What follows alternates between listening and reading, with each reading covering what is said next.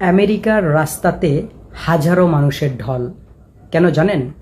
কারণ তারা আর ডোনাল্ড ট্রাম্পকে আমেরিকাতে ক্ষমতায় থাকতে দিতে চায় না।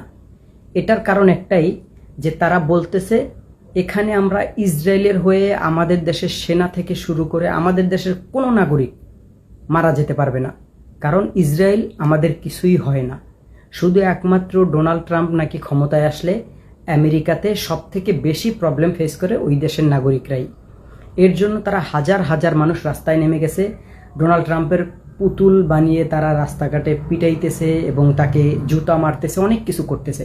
কেন করতেছে? কারণ ডোনাল্ড ট্রাম্পকে তারা আর চায় না।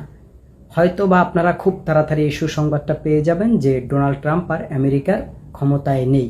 আর আমরা এটাই আশা করি, কারণ এর আগে যতগুলো সরকারি ছিল প্রত্যেকটা মানুষ খুব ভালো ছিল। শুধু একমাত্র এই ব্যক্তিটা যখন ক্ষমতায় আসে সারা বিশ্বের সাথে দ্বন্দ্ব লাগিয়ে দেয়, মাঝখান থেকে নিজে ভালো থাকে। ভিডিওটা শেয়ার করে সবাইকে দেখার সুযোগ করে দিন।